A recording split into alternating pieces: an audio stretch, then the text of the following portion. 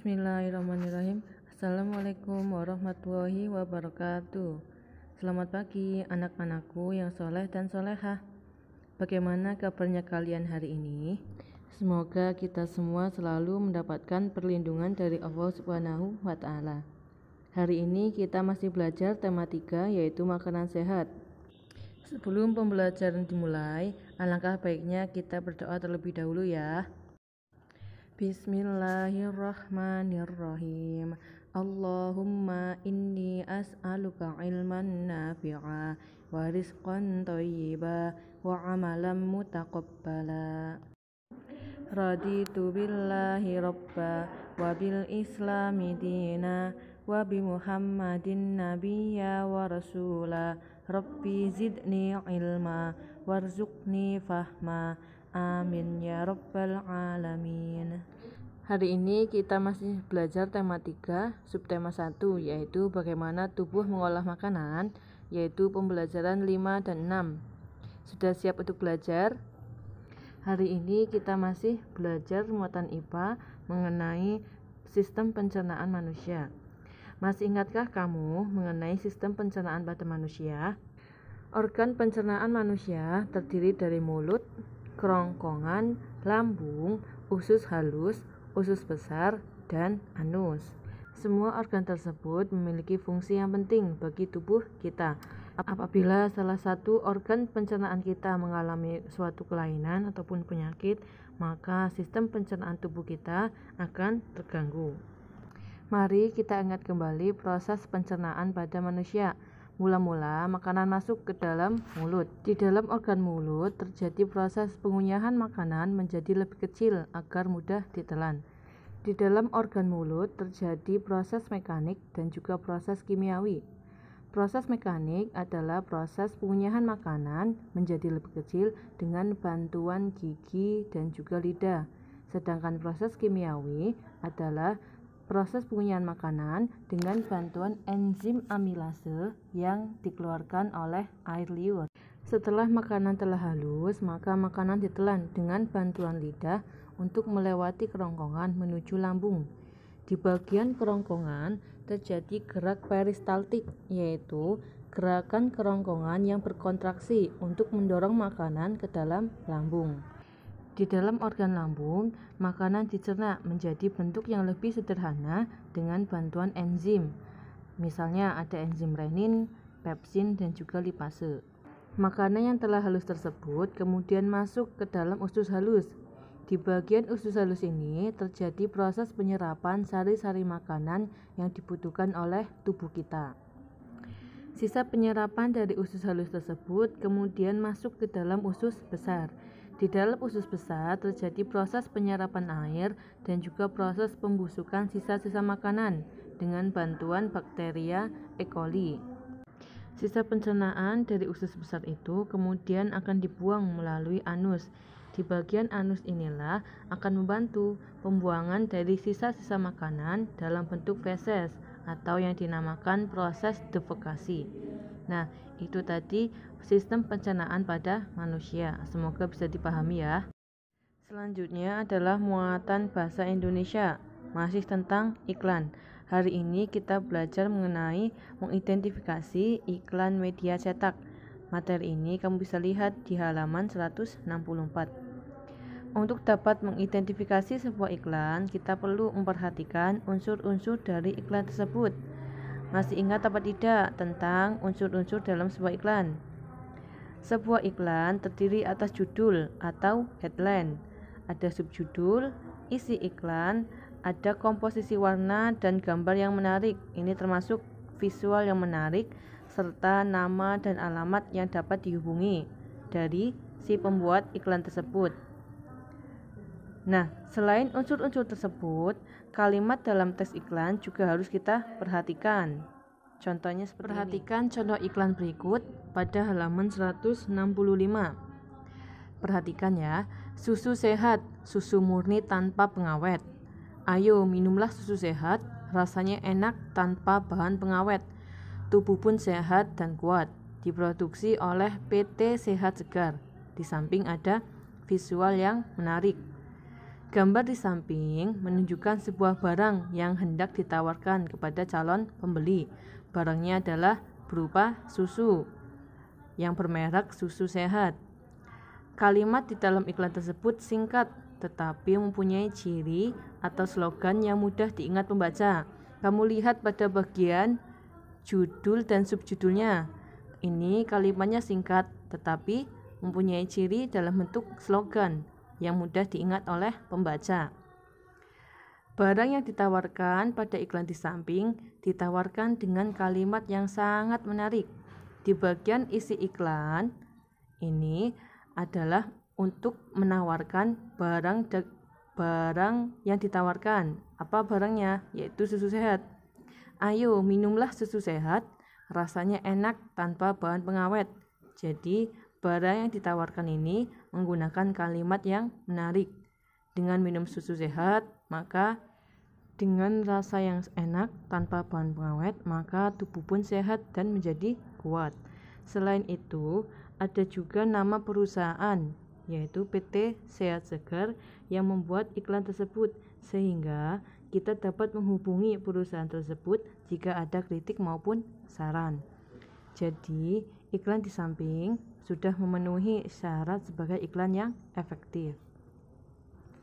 Selain iklan produk, ada juga iklan layanan masyarakat. Coba perhatikan ya. Ayo pakai masker agar terhindar dari virus. Iklan layanan masyarakat Puskesmas Banyu Asih.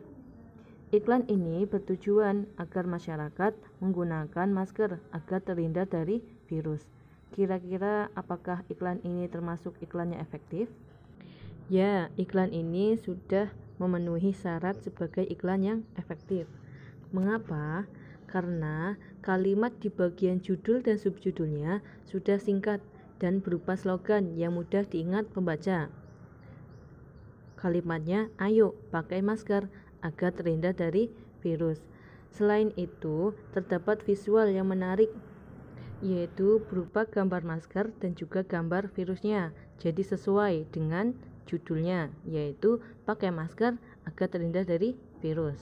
Selain itu, ada juga nama penerbit yang membuat iklan tersebut, sehingga kita bisa mengetahui bahwa iklan layanan masyarakat tersebut dibuat oleh Puskesmas Banyu Asih.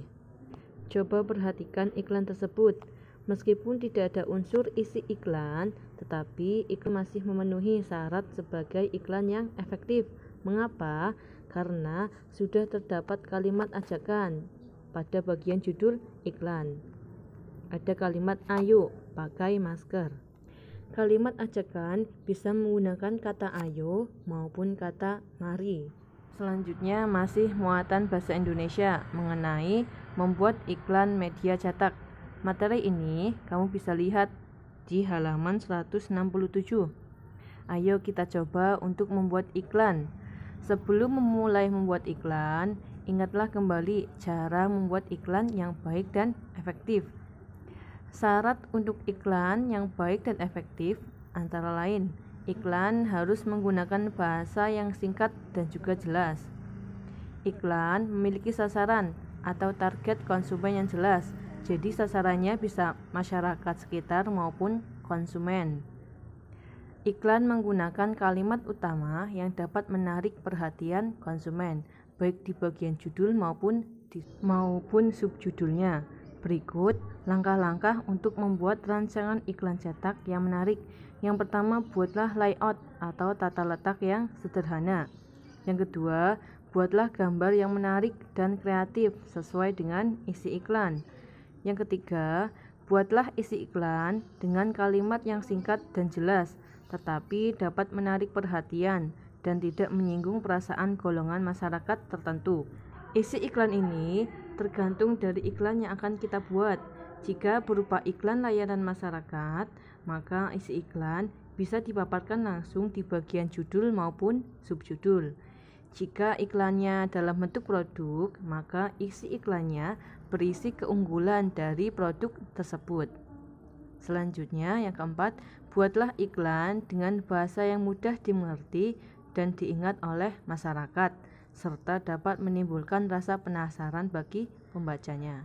Ini tadi cara atau langkah-langkah untuk membuat rancangan iklan cetak yang menarik.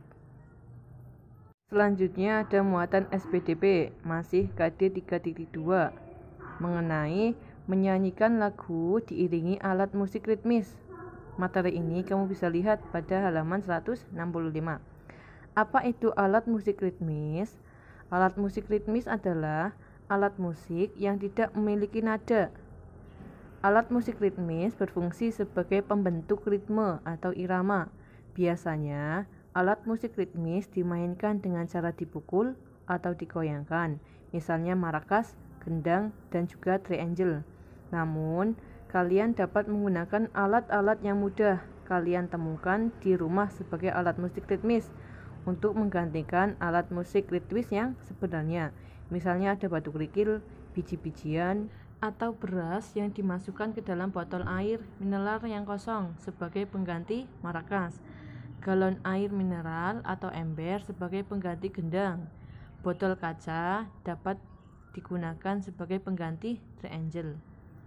Selanjutnya, mengenai jenis-jenis alat musik daerah. Alat musik daerah adalah alat musik yang lahir dan berkembang di suatu daerah tertentu dan diwariskan turun-temurun dari satu generasi ke generasi berikutnya. Misalnya angklung dari Jawa Barat, sasando dari Nusa Tenggara Timur, ada kolintang dari Sulawesi Utara. Alat musik daerah juga mempunyai ciri khas dan keunikan yang masing-masing, baik dari bentuk dan suara yang dihasilkan dari alat musik tersebut. Ada juga alat musik tradisional dari Provinsi Jawa Tengah, ada bonang, demung, gambang, gong, siter, saron, kenong, dan juga kendang. Dari Pulau Papua ada alat musik tradisional berupa tifa. Dari Pulau Kalimantan Timur ada alat musik tradisional berupa sampek. Selanjutnya adalah materi muatan PPKN KD 3.3, yaitu manfaat kerjasama dalam keragaman. Materi ini kamu bisa lihat di buku tematik halaman 168. Manfaat kerjasama dalam keragaman. Lani, Dayu, dan Siti bekerja sama membuat iklan yang diberikan oleh guru. Meskipun memiliki kebudayaan yang beragam, tetapi mereka tetap bekerja sama dengan baik. Salah satu bentuk kerjasama dalam keragaman adalah kerja kelompok. Bisa kerja kelompok membuat iklan, kerja kelompok dalam mengerjakan tugas bersama, dan yang lain-lain. Pernahkah kamu melaksanakan kerja kelompok? Tentu pernah ya. Perhatikan beberapa manfaat kerja kelompok berikut. Yang pertama, sebagai pemersatu budaya yang beragam. Kedua, pekerjaan menjadi lebih ringan dan cepat selesai. Yang ketiga, dapat bertukar pikiran antar anggota kelompok. Itu tadi mengenai manfaat kerjasama dalam keragaman. Cukup sekian untuk pembelajaran hari ini. Mohon maaf jika ada salah-salah kata yang kurang berkenan ya. Terima kasih, semoga bermanfaat bagi kita semua. Doa kafaratul majlis. Subhanakallahumma wa bihamdika asyhadu an la ilaha illa anta astaghfiruka wa atubu ilaik. Barakallahu fikum. Wassalamualaikum warahmatullahi wabarakatuh.